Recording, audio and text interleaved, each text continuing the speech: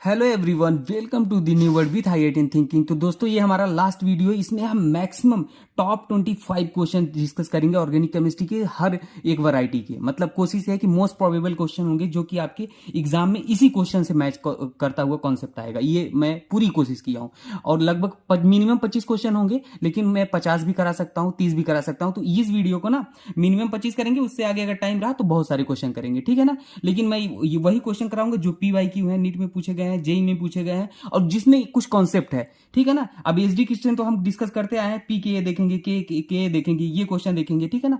तो बेहतरीन चीजें सीखने वाले हैं। इस वीडियो को मिस मत करना है, लास्ट वीडियो है, रिवीजन के तौर पे देखना, ठीक है ना।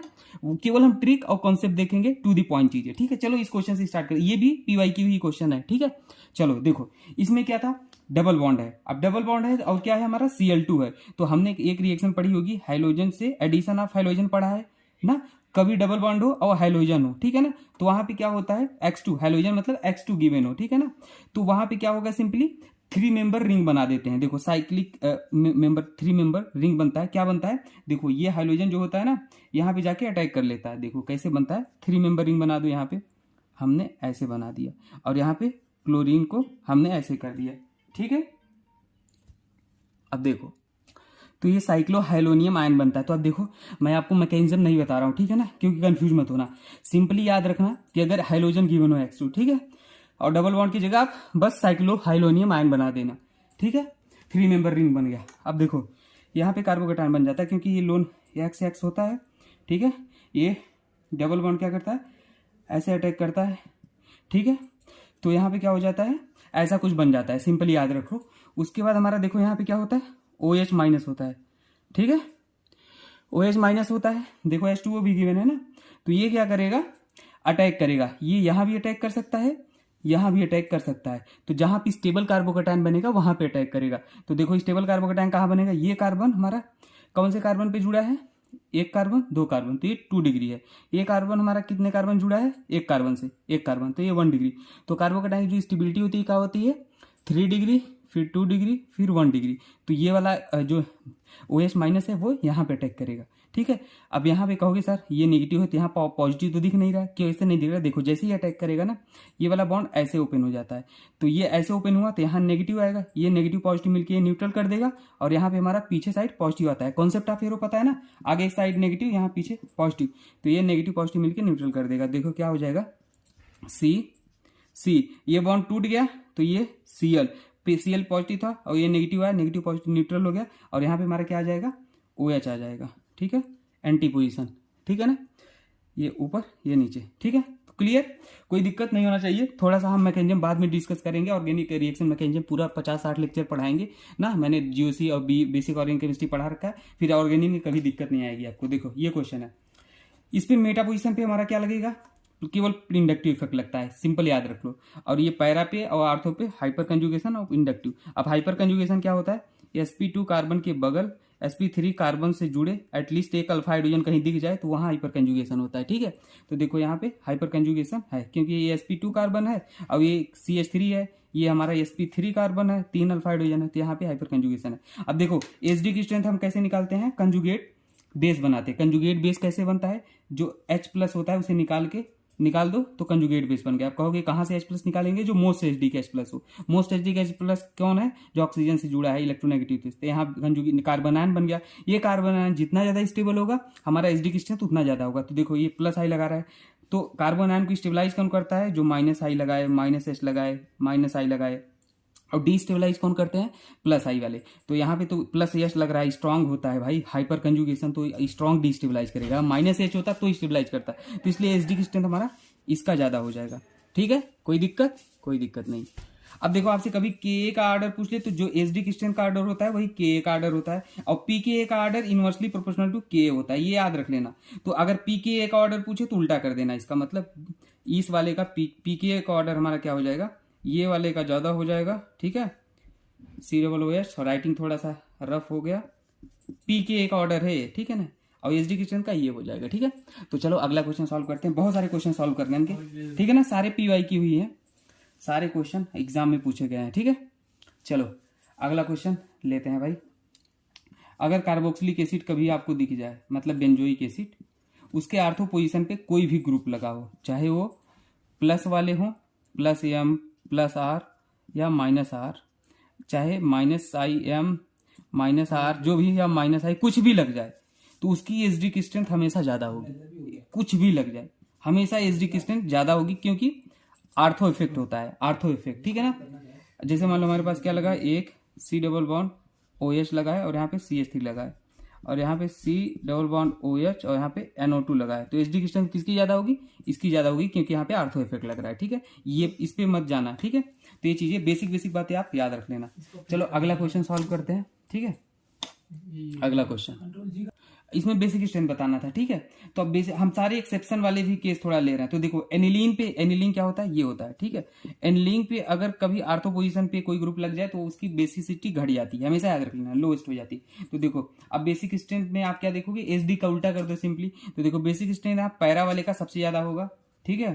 फिर कौन से वाले का होगा, मेटा वाले का होगा।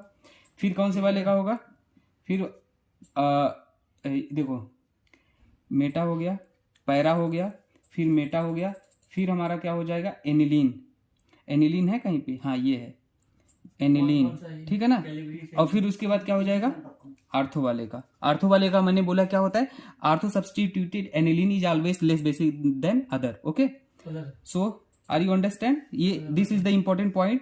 When ever aniline is given and there is a group substituted to its ortho position, then the basicity of this group, this compound will be always lower than all among other given in the your exam, okay।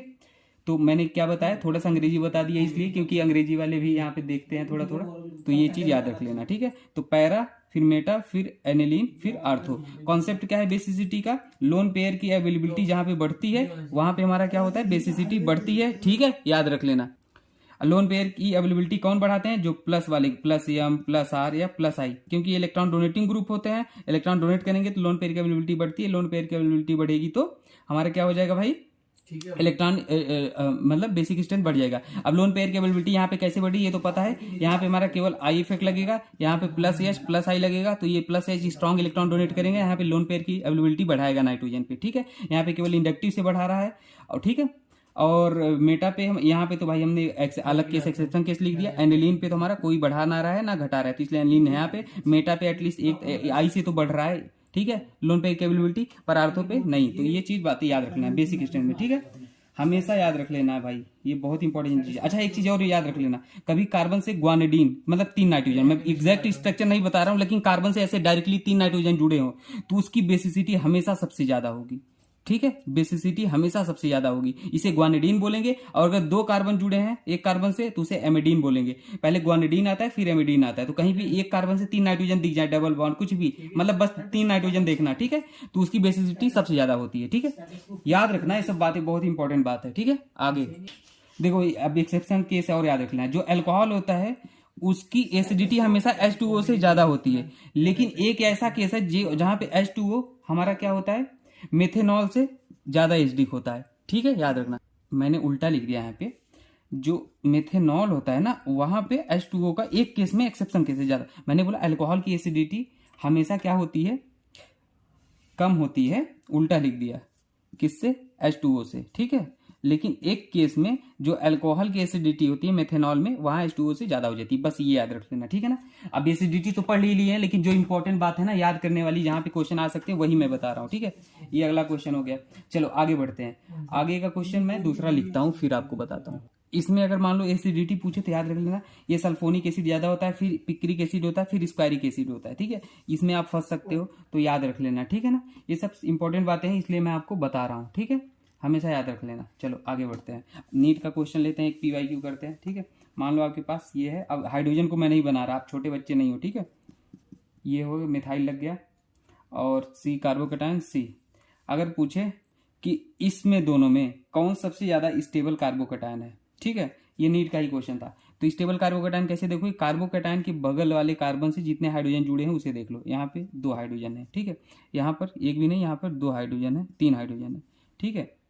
अब ध्यान देना, यहाँ पर भी 3 hydrogen है, तो ये alpha hydrogen होते हैं, ठीक है, क्योंकि sp2 कार्बन के बगल जुड़े sp3 कार्बन से जुड़े हाइड्रोजन को अल्फा हाइड्रोजन बोलते हैं।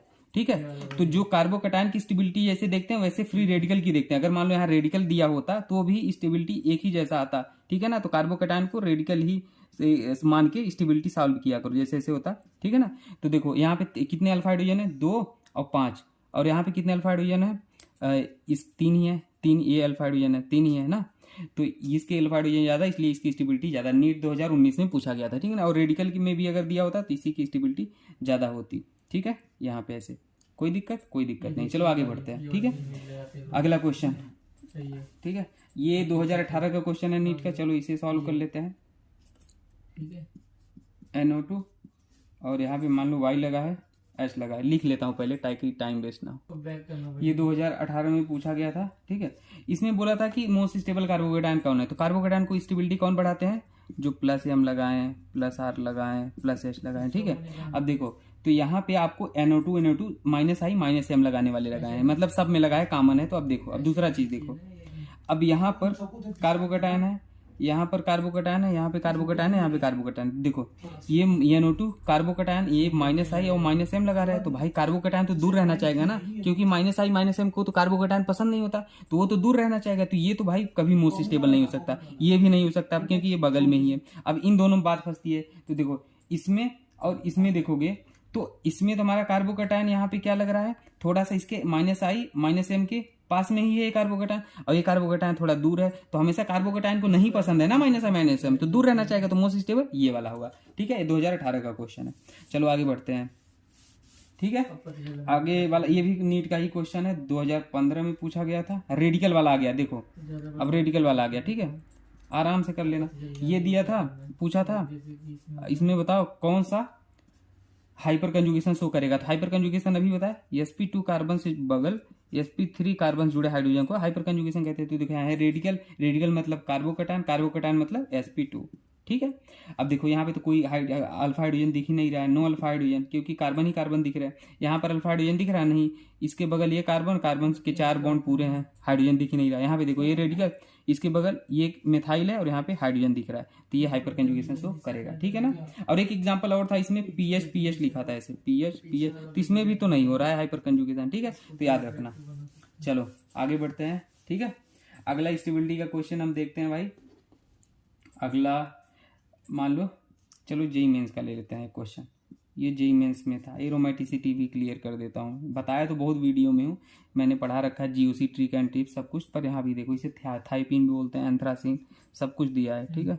देखो तो यहाँ पे आपसे पूछा था, क्या पूछा था कि नॉन एरोमेटिक बताओ। तो एक ट्रिक बता देता हूँ, जल्दी से याद रख लेना। अगर कोई चीज़ एरोमेटिक है तो पाई इलेक्ट्रॉन डिवाइड बाई 4 करो तो वो कंप्लीटली डिवाइड नहीं आएगा। अगर एंटी एरोमेटिक है तो पाई इलेक्ट्रॉन डिवाइड बाई 4 करोगे वो कंप्लीटली डिवाइड हो जाएगा। और अगर एक भी कार्बन sp3 दिख जाए तो वो नॉन एरोमेटिक है, बस याद रख लेना, ठीक है। अब देखो यहाँ पे एरोमेटिक है क्योंकि एक पाई बॉन्ड है मतलब 2 इलेक्ट्रॉन, तो 2 पाई बॉन्ड मतलब 4 इलेक्ट्रॉन। एक नेगेटिव चार्ज को भी 2 इलेक्ट्रॉन कंसीडर करना, पॉजिटिव चार्ज को 0 इलेक्ट्रॉन कंसीडर करना, ठीक है। पॉजिटिव चार्ज को 0 इलेक्ट्रॉन कंसीडर करना, नेगेटिव चार्ज को 2 इलेक्ट्रॉन कंसीडर करना। तो यहाँ पे 2 2 4 और 2 6 पाई इलेक्ट्रॉन है, डिवाइड बाई 4 करोगे कितना जगह 3/2, कंप्लीटली डिविजिबल नहीं है, मतलब ये एरोमेटिक हुआ। और ये देखो 2 2 4 डिवाइड बाई 4 करोगे, डिवाइड होगा एंटी एरोमेटिक, लेकिन गलत हो जाएगा क्योंकि ये कार्बन sp3 कार्बन है, तो इसलिए ये नॉन एरोमेटिक होगा। ये आंसर हो गया, ठीक है। आगे जाने की जरूरत ही नहीं। ये थायोपीन है, ये भी एरोमेटिक होता है, वो भी एरोमेटिक होता है, एंथ्रासिन, ठीक है। चलो आगे बढ़ते हैं, अगला क्वेश्चन सॉल्व करते हैं। जीओसी के मैक्सिमम क्वेश्चन मैं आपके सॉल्व करा ही दिया, एक मैं आपको बता देता हूँ। चलो स्टेबिलिटी ऑफ कार्बन आयन बताना है, ठीक है। ये क्वेश्चन ले लिया और एक ये ले लिया, ठीक है। कार्बन आयन की स्टेबिलिटी बताना, ठीक है। देखो तो यहाँ पे स्टेबिलिटी क्या हो जाएगा कार्बन आयन की, सिंपल आप बता सकते हो। कैसे बता सकते हो, देखो सबसे पहले यहाँ पे H दे के इसे न्यूट्रल बना लो, ये भी न्यूट्रल हो गया, ठीक है। अब देखो यहाँ पे ये जो है sp हाइब्रिडाइज्ड है, ठीक है, और यहाँ पे देखोगे ये sp2 हाइब्रिडाइज्ड है। तो हमें पता है जो कार्बन आयन की स्टेबिलिटी का ऑर्डर होता है sp, फिर sp2, फिर sp3 ना। ज्यादा इलेक्ट्रोनेगेटिव कौन है, ये sp, तो इसलिए ये ज्यादा स्टेबल होगा। कार्बन आयन को ज्यादा इलेक्ट्रोनेगेटिव एलिमेंट पसंद होता है, ठीक है। तो ये क्वेश्चन हो गया भाई। चलो आगे बढ़ते हैं। अब बेहतरीन क्वेश्चन मैंने ले रखा है, ठीक है ना। यहाँ पे मान लो क्या दे दिया, परऑक्साइड। तो कभी एडिशन रिएक्शन अगर परऑक्साइड HBr मतलब HX गिवन हो, परऑक्साइड गिवन हो, तो एंटी मार्कोनिकॉफ रूल के अकॉर्डिंग आप प्रोडक्ट बना देना। मतलब यहाँ पे हमारा क्या बन जाएगा, यहाँ पे जाके Br बन जाएगा। ये कैसे बना, देखो याद रख लेना। यहाँ पे डबल बॉन्ड जहाँ होता है ना, अगर HBr गिवन हो तो आप क्या करना, HBr गिवन हो तो करना क्या है, यहाँ पे दोनों साइड कार्बोकैटायन बना, दोनों डबल बॉन्ड के बगल में। तो ये कार्बोकैटायन हमारा 2 डिग्री है, ये कार्बोकैटायन हमारा 1 डिग्री है, और ये रेजोनेंस भी स्टेबलाइज है। तो जो कम स्टेबल कार्बोकैटायन होता है ना H2O2 के प्रेजेंस में, वहाँ पे Br जोड़ देते हैं। तो देखो यहाँ पे हमने Br को जोड़ दिया तोड़ के। अगर मान लो इन केस, अब दूसरा रूल समझो, अगर HBr नहीं गिवन होता, ठीक है, ये HBr नहीं मतलब H2O2 हाइड्रोजन पर ऑक्साइड नहीं गिवन होता। अच्छा दोस्तों, छोटी मोटी मिस्टेक्स हो जाती हैं लिखने उखने में, तो आप समझ जाया करो, ठीक है। नहीं नहीं बोला करो सर कार्बन कितने बॉन्ड होते हैं उतने, कॉन्सेप्ट समझा करो मैं, ठीक है। देखो तो यहाँ पे क्या होगा, HBr गिवन है, हाइड्रोजन पर ऑक्साइड नहीं गिवन है। तो अब यहाँ पे मोस्ट स्टेबल कार्बोकैटायन कहाँ बनेगा, ये बनेगा, ठीक है। तो हम क्या करेंगे, मोस्ट स्टेबल कार्बोकैटायन बनाएंगे, ठीक है। अब देखो यहाँ पे बना, और यहाँ पे क्या आ जाएगा, हमारा बॉन्ड हमारा ऐसे टूटा होगा। तो यहाँ कार्बोकैटायन, यहाँ कार्बन 9 की जगह हाइड्रोजन आके जुड़ गया, ये वाला, ठीक है। अब देखो ये कार्बोकैटायन यहाँ पे Br- को तुरंत जोड़ नहीं लेगा, क्योंकि अगर कभी 4 मेंबर के बगल हमारा कार्बोकैटायन आता है तो वो 5 मेंबर में कन्वर्ट होना चाहता है, क्योंकि स्टेबिलिटी बढ़ती है, रीअरेंजमेंट होता है, ठीक है। अगर 5 मेंबर है तो 6 मेंबर होना चाहेगा, क्योंकि स्टेबिलिटी बढ़ती है। लेकिन अगर 3 मेंबर है, मान लो ऐसे क्या कहते हैं, 4 मेंबर है और यहाँ पे कार्बोकैटायन है, तो 3 मेंबर में होना चाहेगा, ठीक है ना, क्योंकि यहाँ स्ट्रेन कम करना चाहेगा। देखो आगे क्या होगा, तो यहाँ पे ये क्या कर लेगा, ये कार्बोकैटायन उठ के यहाँ चला आएगा, ठीक है। अब ये वाला हमारा बॉन्ड जो होता है इधर शिफ्ट हो जाता है। तो हम नंबरिंग कर लो, क्या हो जाएगा, देखो 1 2 3 4 5 मेंबर रिंग बन जाएगा। तो 5 मेंबर रिंग बना लो, ठीक है। 1 2 3 4 5। अब एक पे हमारा क्या लगा था, देखो मिथाइल ग्रुप लगा था, एक पे मिथाइल लगा लो। 2 पे हमारा कार्बोकैटायन आ गया था, 2 पे कार्बोकैटायन बना लो, ठीक है। अब ये हो गया। अब देखो यहाँ पर भी हमारा रीअरेंजमेंट की पॉसिबिलिटी है, क्यों, क्योंकि ये कार्बोकैटायन 2 डिग्री है। कैसे 2 डिग्री है, ये कार्बोकैटायन 2 कार्बन जुड़ा है, 1 कार्बन 2 कार्बन, ठीक है। अब यहाँ पे ये हाइड्रोजन है और मिथाइल है, तो यहाँ पर भी फिर ये हाइड्रोजन यहाँ आएगा, ये कार्बोकैटायन यहाँ जाएगा। ऐसा क्यों, बताते हैं क्यों। अब कहोगे सर मिथाइल क्यों नहीं गया, जो शिफ्टिंग का ऑर्डर होता है हाइड्रोजन फिनाइल फिर मिथाइल होता है, ठीक है, याद रख लेना है। तो इसलिए हाइड्रोजन को यहाँ ले आया, कार्बोकैटायन को वहाँ ले गया। तो अब देखो अब क्या क्यों ले गए वहाँ पे बताते हैं। तो देखो अब कार्बोकैटायन 3 डिग्री है, 3 डिग्री है, क्योंकि यहाँ पे 2 डिग्री था, यहाँ पे 3 डिग्री कार्बोकैटायन बन गया। तो ये ज़्यादा स्टेबल है, अब इससे कोई पॉसिबिलिटी आगे नहीं जा सकती, इसलिए Br यहाँ पे जोड़ दो, तो ये प्रोडक्ट हो जाएगा। ये भी PYQ का क्वेश्चन है, बहुत ही अच्छा क्वेश्चन है एडिशन रिएक्शन का, ठीक है, यहाँ पे बन जाएगा, ठीक है। चलो आगे बढ़ते हैं, ठीक है। जो जो चीज़ें आएंगी आज मैं सबको कवर कराता चलूँगा, ठीक है। चलो आगे बताते हैं। अच्छा एक चीज़, हाइब्रिडाइजेशन का आपको ट्रिक तो मैंने बताया ना। जैसे मान लो आपके पास क्या है, BH4- है, तो आपको इसका हाइब्रिडाइजेशन निकालना है। तो इसको क्या निकाल दोगे भाई, ये इनऑर्गेनिक का एक ट्रिक याद आ गया, तो मैं आपको बता देना चाहता हूँ। 1/2, ठीक है। बोरान का वैलेंस इलेक्ट्रॉन कितना होता है, 3 होता है, ठीक है। अगर पॉजिटिव चार्ज है तो माइनस कर दो, अगर नेगेटिव चार्ज है तो प्लस कर दो। कितने नेगेटिव चार्ज है, 1 है, तो उसे प्लस कर दो। और उसके बाद हाइड्रोजन या हाइलोजन है मोनोवैलेंट रिटर्न, तो उसे ऐड कर लो, इतना आ गया। तो कितना हो जाएगा, 1 डिवाइड बाई 3 1 4 4 8 आ गया। तो क्या आ जाएगा, 4 आ जाएगा। 4 मतलब sp3, ठीक है ना। ये ट्रिक है, डायरेक्ट याद कर लो, ठीक है। बाकी देखो, बाकी हाइब्रिडाइजेशन का सबसे बेहतरीन वीडियो मैंने यूट्यूब पे पढ़ा रखा है, मतलब सब पढ़ाए हैं, ऐसा मैं नहीं बोल रहा कि, मतलब मैं कोशिश किया हूँ ना, आपका कोई क्वेश्चन नहीं रुकेगा, एक्सेप्शन से लेकर सब कुछ बताया है। तो उस वीडियो को ट्रिक एंड टिप्स के प्लेलिस्ट में जरूर देखना, ठीक है। कोई क्वेश्चन नहीं रुकेगा बॉन्ड एंगल हाइब्रिडाइजेशन से रिलेटेड, ठीक है। ऐसे याद आ गया था ये मैंने, इसलिए मैंने आपको बता दिया। चलो ठीक है, आगे का क्वेश्चन कराते हैं आपको, ठीक है। अब मेरे को जो जो चीज़ें याद आ रही हैं मैं वो भी कराना चाहता हूँ। देखो कभी सॉल्युबिलिटी पूछ लेना, तो कोवेलेंट जो होता है इन्वर्सली प्रोपोर्शनल टू सॉल्युबिलिटी होता है। बाकी अल्कली अल्कलाइन अर्थ मेटल का अलग होता है, वो मैंने बता रखा है, पर ये छोटा छोटा कॉन्सेप्ट याद रख ले। जैसे FeOH थ्राइस है, FeOH, ठीक है, क्या है, ट्वाइस है। तो इसमें आप क्या कोवेलेंट कैरेक्टर क्या फेवर करता है, स्मॉल कैटायन लार्ज एनायन, ठीक है, स्मॉल कैटायन लार्ज एनायन। तो ये कार्बोकैटायन 2 है, यहाँ कार्बोकैटायन 3 है, तो स्मॉल कैटायन ये है। तो यहाँ पे मतलब कोवेलेंट कैरेक्टर का ऑर्डर ये हो जाएगा और सॉल्युबिलिटी का ऑर्डर जस्ट उल्टा हो जाएगा, ये हो जाएगा, ठीक है। समझ रहे हो नहीं, सॉल्युबिलिटी का ऑर्डर हो जाएगा, कोवेलेंट कैरेक्टर का ऑर्डर ये हो जाएगा, ठीक है। तो ये चीज़ें याद रख लेना। और कोवेलेंट कैरेक्टर, ये सब चीज़, कोवेलेंट कैरेक्टर जो इन्वर्सली प्रोपोर्शनल सॉल्युबिलिटी होता है, मेल्टिंग पॉइंट होता है, ठीक है ना, ये भी होता है। तो मेल्टिंग पॉइंट भी पूछ ले तो भी ऐसे ही सॉल्युबिलिटी जो होता है वही होता है, ठीक है, याद करना। तो देखो इसमें आपसे एग्जाम में पूछा गया था कोवेलेंट कैरेक्टर क्या होगा। कोवेलेंट कैरेक्टर यहाँ पे +4 है, यहाँ पे +2 है, ठीक है ना। तो कोवेलेंट कैरेक्टर का ऑर्डर क्या हो जाएगा, ठीक है, बताओ कोवेलेंट का कैरेक्टर। अच्छा ध्यान देना दोस्तों, मैंने आपको क्या बताया, पिछले वाले क्वेश्चन में मैंने कुछ गलती किया है। FeOH थ्राइस था और FeOH ट्वाइस था, तो यहाँ पे +3 था, यहाँ पे +2 था। तो कार्बो कौन स्मॉल कैटायन होगा, स्मॉल कैटायन तो ये होगा ना, जितना ज्यादा पॉजिटिव चार्ज उतना ज्यादा स्मॉल कैटायन। तो कोवेलेंट कैरेक्टर का ऑर्डर ये था, ठीक है। और जो सॉल्युबिलिटी का ऑर्डर था वो क्या था, वो था, ठीक है ना, स्मॉल कटाएं तो ये होगा ना, तो गलती कर दिया था मैंने, ध्यान देना, ठीक है ना, जल्दीबाजी में हो जा रही है बताने में, तो आप समझ लें। जैसे SnCl4 है, SnCl है, ठीक है, तो SnCl2 है मान लो, तो यहाँ पे क्या आ जाएगा, +4 आ जाएगा, यहाँ पे क्या आ जाएगा, +2 आ जाएगा, ठीक है, समझ रहे हो ना। अब देखो, तो यहाँ पे स्मॉल कैटायन है, तो कोवेलेंट कैरेक्टर क्या हो जाएगा, इसका ज़्यादा हो जाएगा, ठीक है ना, कोवेलेंट कैरेक्टर इसका ज़्यादा हो जाएगा क्योंकि स्मॉल कैटायन है, ठीक है। अब देखो ये क्या होता है, SnCl2 सॉलिड होता है और ये वाला टाइल होता है, ये चीज़ें याद रख लेना, ठीक है ना, कोवेलेंट कैरेक्टर से लॉजिक दे सकते हो, ठीक है। चलो आगे बढ़ते हैं, एक्सेप्शन केस बताते हैं। सॉल्युबिलिटी का एक्सेप्शन केस याद रख लेना, कहाँ पे, हाईलाइट जैसे BF2, ठीक है ना, यहाँ पे कोवेलेंट कैरेक्टर फेल हो जाता है, BeCl2, ठीक है, BeBr2, ऐसे ही BeI2, ठीक है ना, BeI2, ठीक है ना। तो आप ये याद रख लेना कि यहाँ पे जो भी है कोवेलेंट कैरेक्टर वैसे बता सकते हो। यहाँ पे क्या है, देखो आयोडीन का अनायन को देखें, आयोडीन की साइज सबसे बड़ी होती है, तो कोवेलेंट कैरेक्टर क्या होता है, स्मॉल कटायन और लार्ज अनायन। तो कटायन तो इस बार सेम है भाई, तो अनायन देख लिए हैं, अनायन में हमारा कोवेलेंट कैरेक्टर किसका ज्यादा है, इसका ज्यादा है। अगर अनायन देखेंगे तो कोवेलेंट कैरेक्टर इसका ज्यादा, तो सॉल्युबिलिटी इसकी सबसे कम, तो कोवेलेंट कैरेक्टर का ही है एक तरह से, आप समझ लो, ठीक है ना। तो ये थोड़ा अलग अनायन वाला केस है, इसलिए मैंने ले लिया, कोई एक्सेप्शन नहीं, ठीक है ना, कोवेलेंट कैरेक्टर से ही बता सकते हो। आगे चलते हैं, lattice energy. Lattice energy inversely proportional to size होता है जब ग्रुप हो, ग्रुप के एलिमेंट हो, ठीक है, जैसे Na है, NaF है और MgF2 है, ठीक है। तो NaF में यहाँ पे देखो क्या हो जाएगा, कार्बोकटायन, और हमारा मैग्नीशियम में कार्बोकटायन, ठीक है ना। तो यहाँ पे देखो हमारा ये फ्लोरीन तो कॉमन है, तो इसको तो देखोगे नहीं, तो हमारा जो सोडियम और मैग्नीशियम है ये क्या है, पीरियड में हमारे सोडियम मैग्नीशियम ये थर्ड पीरियड के में आते हैं, ठीक है।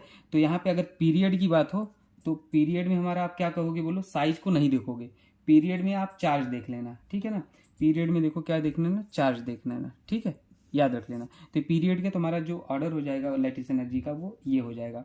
अगर एल्युमिनियम होता तो एल्युमिनियम पे +3 होता तो वो एल्युमिनियम हो जाता, ठीक है, ये एक पीरियड में होगा। लेकिन अगर ग्रुप की बात करें तो ग्रुप का भी एक एग्जाम्पल मैं लेना चाहूँगा, ठीक है, लेता हूँ। मान लो ये ले लिया NaCl KCl, तो यहाँ पे ये ग्रुप के एलिमेंट है, ठीक है, क्लोरीन कॉमन है, कार्बोकटायन देख लो, यहाँ पे कार्बोकटायन है, यहाँ पे क्या हो जाएगा, कार्बोकटायन है। तो lattice energy inversely proportional to size है, तो साइज किसकी बड़ी है, पोटेशियम इसकी साइज बड़ी है, तो लैटिस एनर्जी इसकी ज़्यादा होगी, इनवर्सली है ना साइज की, तो ऐसे, ठीक है। चलो आगे बढ़ते हैं, एक्सेप्शन वाले याद रख लो, अगर -n+r है, r है, r है, -n+h है, h है, h है, तो यहाँ पे जो ऑर्डर हो जाएगा -i का वो ऑर्डर हो जाएगा इसका ज़्यादा हो जाएगा, ठीक है, याद रख लो। अब रीजन मैं नहीं बताना चाहता हूँ, ठीक, क्योंकि आप कन्फ्यूजन है, रीजन भी मैं दे सकता हूँ। देखो यहाँ पे क्या है, साइज हमारा इसका क्या है, स्मॉल है, ठीक है ना। अब देखो आर का साइज क्या है, बल्कि है, ठीक है, तो ये क्या करेंगे, आपस में रिपल्सन करते हैं, ठीक है। तो रिपल्सन करके क्या होता है, बॉन्ड एंगल इंक्रीज हो जाता है, ठीक है, बॉन्ड एंगल इंक्रीज हो जाएगा, कह लो बॉन्ड लेंथ इंक्रीज हो जाता है जब रिपल्सन होता है। तो अगर हम बॉन्ड लेंथ इंक्रीज करेंगे तो हमारा जो आर होता है ना, ये ऐसा लगता है कि इलेक्ट्रॉन डेंसिटी को विथड्रॉ कर रहा है, तो इसलिए इसकी -i ज्यादा हो जाती है। वो आपको काम की है नहीं, पर मैं फिर भी बता दिया आपको, ठीक है, तो आप जानते रहो, ठीक है। जो भी एक्सेप्शन वाली चीज़ है मैं वही बताने की कोशिश करूंगा आपको। तो ऐसे ही अगर इसमें आपसे पूछ ले -i का ऑर्डर, तो आप ये मत लगा देना कि सर यहाँ पे तो +i लग रहा है ना, यहाँ पे अलग केस है, वो मैंने इंडक्टिव में पढ़ाया, पर याद रख लो ये एक्सेप्शन केस है ना, -i का ऑर्डर ये होगा, ठीक है ना, कि कंफ्यूज हो जाए, आ रहा है तो सर +i लग रहा है यहाँ पे, तो ये ज़्यादा वो डिस्टेबलाइज करना चाहिए, ठीक है, हमेशा याद रख लें -i का ऑर्डर क्या होगा, ये होगा, ठीक है। OR और OH के केस में थोड़ा ज्योमेट्रिकल आइसोमेरिज्म का केस बता देते हैं। मान लो आपके पास डबल बॉन्ड है, ठीक है, और यहाँ पे एक ग्रुप है, यहाँ पे B है, यहाँ पे C है, यहाँ पे D है। तो अगर A not equal to B और C not equal to D है, तो यहाँ पे क्या होगा, ज्योमेट्रिकल आइसोमेरिज्म क्या होता है, शो होता है। A में बी इक्वल टू C और B में be equal to D, but A can't be equal to B, C not equal to D, ठीक है। तो उस केस में ज्योमेट्रिकल आइसोमेरिज्म शो होता है। अब साइक्लोइल्केन के केस में देख लेते हैं। मान लो साइक्लोइल्केन है मेरे पास, ठीक है, इसमें आपको कैसे देखना, इसमें अलग केस है। मान लो यहाँ पे आपको क्या गिवन है, Br गिवन है, ठीक है, यहाँ पे क्या गिवन है आपको, Cl गिवन है। तो इस ऐसे साइक्लोइल्केन के केस में ऐसे करना, दो कॉर्नर पकड़ना, मान लो ये कॉर्नर पकड़ो, ये कॉर्नर पकड़ो, इसको आप क्या मान लो, डबल बॉन्ड अपने अज्यूम कर लो, फिर वही कंडीशन लगाओ, यहाँ पे एच है, एच है, यहाँ पे एच है, एच है, तो इसे ए मान लो, इसे बी मान लो, इसे सी मान लो, इसे डी मान लो, तो ए बी इक्वल हो गए। तो यहाँ पे ज्योमेट्रिकल आइसोमेरिज्म शो नहीं हो रहा है, लेकिन आप गलत हो जाओगे। कोई दो कॉर्नर पकड़ो, अगर एक भी कॉर्नर पे ज्योमेट्रिकल आइसोमेरिज्म दिख रहा है तो वहाँ मानेंगे हो रहा है। तो देखो ये मानो, ये कॉर्नर पकड़ो, यहाँ पे देखो, यहाँ पे हाइड्रोजन है, यहाँ पे हाइड्रोजन है, तो ए है, ये बी है, ये सी है, ये डी है, तो देखो A not equal to B, C not equal to B, तो यहाँ ज्योमेट्रिकल आइसोमेरिज्म शो होगा। ठीक है, तो ये चीजें हैं, ये याद रख लेना। अलग अलग केस, अलग अलग वैरायटी के मैं क्वेश्चन ले रहा हूँ ताकि आपको कभी कंफ्यूजन ना होने पाए। ठीक है, चलो आगे बढ़ते हैं। आप ऑप्टिकल एक्टिविटी का भी कॉन्सेप्ट एक क्लियर कर देना चाहता हूँ। ठीक है, मान लो एक क्वेश्चन ये है, ठीक है, एक क्वेश्चन ये है। ठीक है, अगर मैं पूछूं कि इसमें बताओ ऑप्टिकल एक्टिव है या इनएक्टिव है, इसमें पूछ लो ऑप्टिकल एक्टिव है कि इनएक्टिव है, तो अब आप देखो plane of symmetry, plane of symmetry इसमें है कि नहीं है। अगर ऐसे काटोगे तो धोखा खा जाओगे, क्योंकि इधर का प्लेन ऑफ सिमेट्री नहीं दिख रहा है। क्योंकि प्लेन ऑफ सिमेट्री क्या होता है, बीच से काटो, दोनों मिरर इमेज हो, एक दूसरे के जैसे दिखे। तो यहाँ से काटो, देखो इधर का पार्ट अलग दिख रहा है, इधर का अलग कुछ। हाँ, तो देखो यहाँ पे ये बोल रहा, और ये तो कोई मिरर इमेज नहीं, लेकिन अगर ऐसे काटोगे तो मिरर इमेज है, क्योंकि ये वाला देखो ऊपर का पार्ट नीचे के पार्ट से बिल्कुल मैच कर रहा है। तो यहाँ पे प्लेन ऑफ सिमेट्री है, प्लेन ऑफ सिमेट्री है तो मॉलिक्यूल कैसा होता है, ऑप्टिकल इनएक्टिव होता है।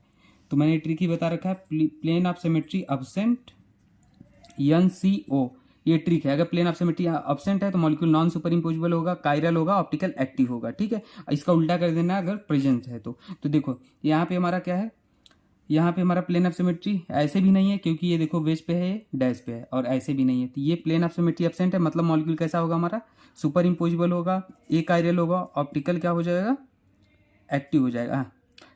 Super इम्पो non, plane of symmetry absent, non superimposable, chiral और ऑप्टिकल एक्टिव। इसमें क्या हो जाएगा, सुपर इम्पोजिबल हो जाएगा, ए कायरल हो जाएगा, ऑप्टिकल इनएक्टिव हो जाएगा। ठीक है, तो ये रहा कॉन्सेप्ट। अब कोई कह रहा था इलेक्ट्रोकेमिस्ट्री भी करा दो, तो देखो डियर टाइम नहीं है, मैं चाहता हूँ जो कराओ अच्छे से कराओ। तो इलेक्ट्रोकेमिस्ट्री में केवल एक चीज बताऊंगा जिससे मैक्सिमम क्वेश्चन आते हैं। तो ऑक्सीडाइजिंग एजेंट कभी पूछे ना तो रिडक्शन पोटेंशियल के डायरेक्टली प्रोपोर्शनल होता है। जितना ज्यादा रिडक्शन पोटेंशियल उतना ज्यादा ऑक्सीडाइजिंग एजेंट, बस इतना याद रख लो। अब रिडक्शन पोटेंशियल क्या होता है तो पता है ना, अगर प्लस जिंक +2 है, ठीक है, यहाँ से जिंक 0 जा रहा है तो यहाँ पे रिडक्शन हो रहा है। ठीक है ना, अगर जिंक 0 है और जिंक 0 से +2 में जा रहा है तो यहाँ पे ऑक्सीडेशन हो रहा है। तो अगर पॉजिटिव चार्ज में कमी होता है तो वहाँ पे रिडक्शन, अगर पॉजिटिव चार्ज में इंक्रीमेंट होता है तो वहाँ पे ऑक्सीडेशन। ठीक है, तो ये चीज़ें याद रख लेना। बाकी all the best for your exam. ठीक है, और अच्छे से देना exam, all the very best. ठीक है, मैंने कोशिश किया जो भी बताने की, आपको लास्ट टाइम रिवीजन करना बस। ठीक है ना, और ओके दोस्तों, इस वीडियो में कमेंट सेक्शन के नीचे कमेंट करना एग्जाम के बाद। ठीक है ना, कैसा हुआ exam, may God bless you. ठीक है, ऑल द बेस्ट।